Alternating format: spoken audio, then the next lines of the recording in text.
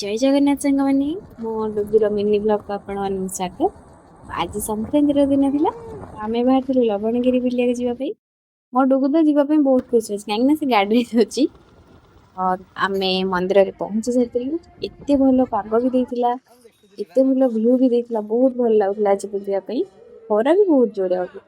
ଆମେ ଦର୍ଶନ କଲୁ।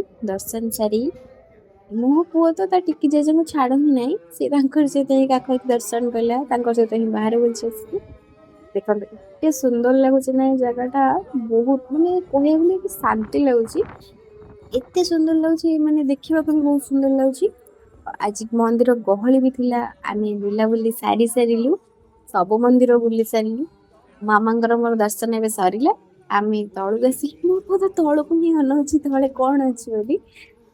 ପାଦ ତ ବହୁତ ଜୋରେ ତାତି ହଉଥିଲା କାହିଁକି ନା ଆଜି ଖରା ବହୁତ ଜୋରେ ହଉଥିଲା ସାଙ୍ଗମାନେ। ଆମେ ଏବେ ଶିବ ମନ୍ଦିରକୁ ବାହାରିଲେ ଯିବା ପାଇଁ। ଶିବ ମନ୍ଦିର ଆଜି ବହୁତ ଗହଳି ଥିଲା କାହିଁକି ନା ଆଜି ସଂକ୍ରାନ୍ତି, ତ ଗହଳି ସେଥିପାଇଁ ଥିଲା। ସେଠି କୀର୍ତ୍ତନ ବି ହଉଥିଲା। ସେଠି ଆଜି ଆମକୁ ଆମ ମାଇଁ ଦେଖା ହେଇଥିଲେ। ମୋ ପୁଅ ତ ତାଙ୍କ ପାଖରେ ଯାଇକି ପୁରା କାଖ ହିଁ ହେଇଗଲା, କାଖ ହେଇକି ତା ମାଆଙ୍କୁ ଅନଉଛି।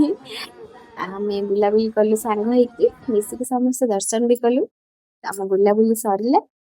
ତାପରେ ଏତେ ସୁନ୍ଦର ଲାଗୁଛି ନା ମନ୍ଦିରକୁ ଦେଖିବା ପାଇଁ, ଆସିବାକୁ ବି ଇଚ୍ଛା ହଉନି।